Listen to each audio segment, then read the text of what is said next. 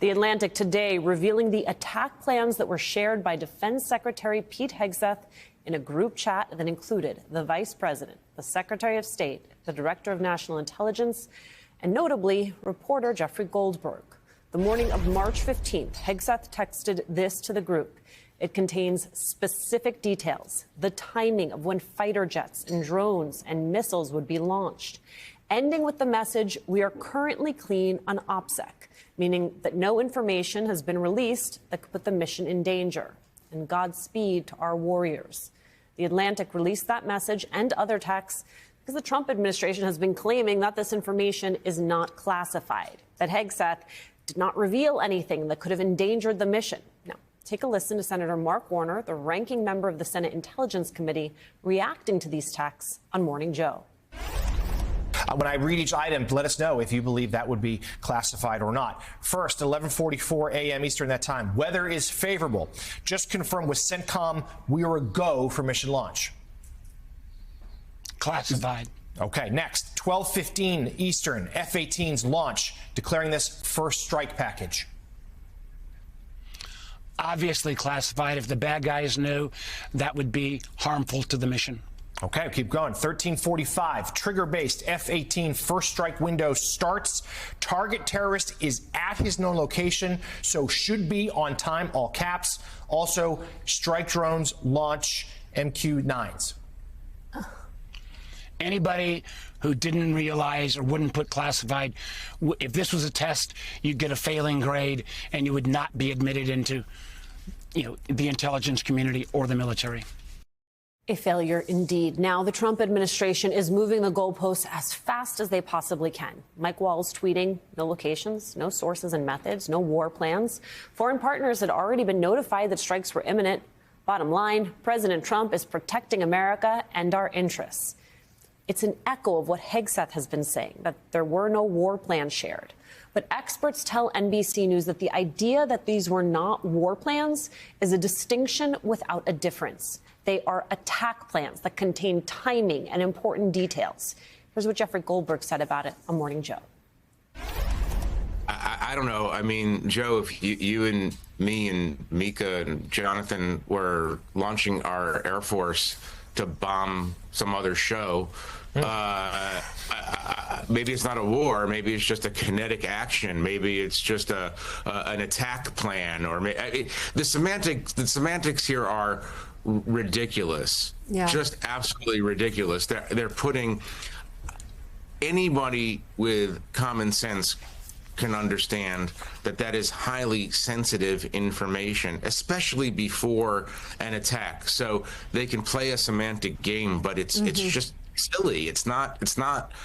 You know what it is? It's not serious. It's like, this is national security in the United States. The Houthis are a terrible group of terrorists. Like you have to be serious about confronting these challenges to the security of the United States. This is not, the administration right now is not engaged in a particularly serious conversation around this. Goldberg also saying it was a level of detail that went above and beyond what other cabinet officials need to know, which is why its disclosure on a popular messaging app that Russians have been trying to break into is so very dangerous. But for Donald Trump, no big deal. Take a listen. There were details, and there was nothing in there that compromised, and it had no impact on the attack, which was very successful. Fact check. There were details. A lot of them, the type of fighter jets used, the kind of drones. And Hegseth even said that there would be more attacks. He texted the group, CENTCOM is on point. Great job, all. More strikes ongoing for hours tonight.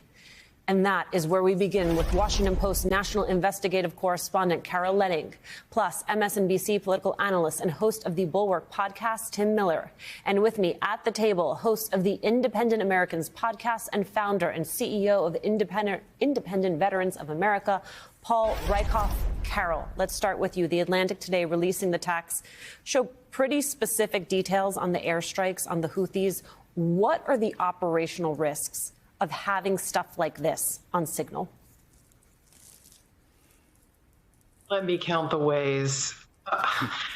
It's just still, 48 hours in, 36 hours in, still I can't believe I'm going to say this, Alicia, I'm speechless still. And that is a big thing for me. So here are the operational problems. One, who on that chat shouldn't be there? Jeff Goldberg. Mm-hmm. What if it had been somebody else? What if it had been some random person who wasn't actually knowledgeable about national security and not concerned about whether or not to keep this close and protected?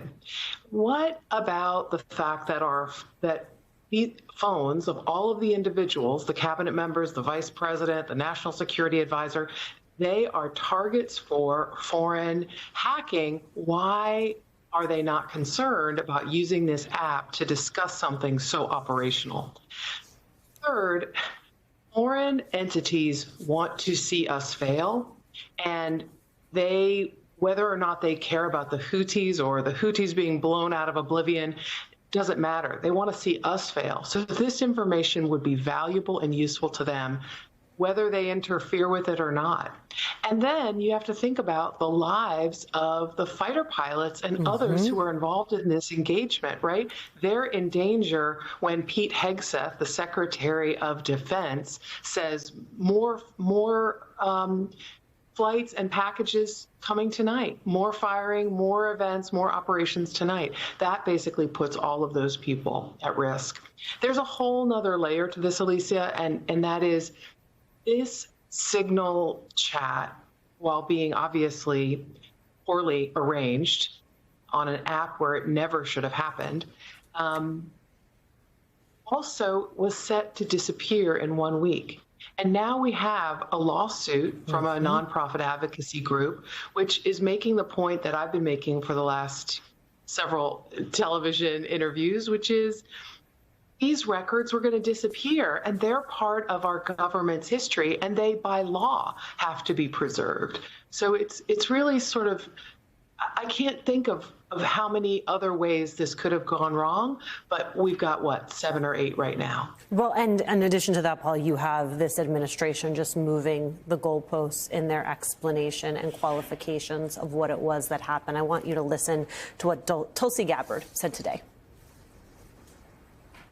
What occurred in that Signal chat was an update to national security cabinet members that was also issued around the same time as updates to our foreign partners and allies in the region. There were no sources, methods, locations, or names of targets that were included in that chat. The decision to conduct this operation had been made long before that conversation took place. I do take my responsibility very seriously and played an integral role in providing the intelligence community's assessments that led to the ultimate decision by the president to conduct an operation, which, by the way, was very successful and continues to be very successful. First, I don't want to get into specifics. Then there's no classified information, and now there's this. It's bad, bad, bad. And the harder they spin, the worse it is. And they know how bad it is. You can see it in their faces. You can hear it in their tone. You can see how they're rattled when they're asked questions by the reporters. Because everybody down to the lowest private in the military knows this is wrong. The question to ask is not the classification, was it an attack plan? Did you violate operational security? Did you disclose anything that could have potentially harmed anyone? And if you did, you're wrong. And they're all wrong just for being on the chat to begin with. Right. Right? So that they're exposing the information, they're exposing themselves, they're exposing each other. So it's exposure all around. And they just keep digging deeper. But I think it's really important to know that they have to set the standard for the entire military. Yes. And if the lowest level of private did this in my infantry unit, they would be removed from the unit, they'd be tried by the UCMJ, and they'd probably be in jail. So why is the Secretary of Defense above that standard? He should not be. That's why he's got to resign or he's got to be fired. And they may all need to resign or be fired. We'll see how far this goes. But just by being there, they are wrong. Right. And to the contrary, Tim, instead of seeing that level of accountability, what we're seeing is a hot potato that is getting tossed left and right. Here's what Marco Rubio had to say just today. I've been assured by the Pentagon and everyone involved that none of the information that was on there, though not intended to be divulged, obviously that was a mistake and that shouldn't have happened, and the White House is looking at it, but that none of the information on there at any point threatened the operation or the lives of our servicemen. Don't look at me. I was just on the chat. I was just participating in the chat. I was just a bystander. This has nothing to do with me. Ask the Pentagon. I mean, just the fact that no one is saying the buck stops with me. I will take responsibility. I will take accountability. That is part of the tell. And yes, this is about Pete Hegseth. Yes, this is about Marco Rubio. This is about Walz. But this is about Donald Trump. This is about the fact that Donald Trump is the commander-in-chief, and he's the one who gets to say the buck stops with me instead of he's saying it's not a big deal, Tim. Yeah, I think it's pretty noteworthy that there's a lot of pushing over to Hegseth. I think Marco was not exactly subtle about that in his comments. Obviously, look, this is always Trump. The buck never stops with Trump. Anytime that there's bad news, and we've seen some reports from your colleague Jonathan Lemire and others that Trump isn't liking the news coverage of this, and he never takes accountability when there's bad news. But I think it's interesting that the lower level people, have subtly kind of blame shifted over to Hegseth. And my view on this, I think the best way to just kind of understand how this would have happened, there's the natural kind of hypothetical. It's like, oh, imagine if Biden had done this. But I don't think that's the right hypothetical for this. The right hypothetical for this is, imagine if a mid-level captain or generals, two-star, one of our warfighters that was part of the mission, had sent the same text that Pete Hegseth did, sent it to a journalist that was perceived as hostile to Donald Trump. And imagine if that warfighter was a woman or a person of color. What would Pete Hegseth be saying today? What would Marco Rubio be saying today? We all know they'd be saying that this is why we had to get rid of the woke generals. That we need a court martial, we need an investigation. Why was this person communicating with a reporter, an enemy of the people, who is perceived to be anti-President Trump? We need accountability. There needs to be an investigation. Kash Patel would be opening an investigation today, or DOJ would be. We just all know that. We know what the playbook would be if this had been, somebody that they could scapegoat. But because they're all responsible, because Walz and Rubio and Vance and Hegseth, are all part of this chat. There's no person to point the finger at, and that's why you get these kind of preposterous spin.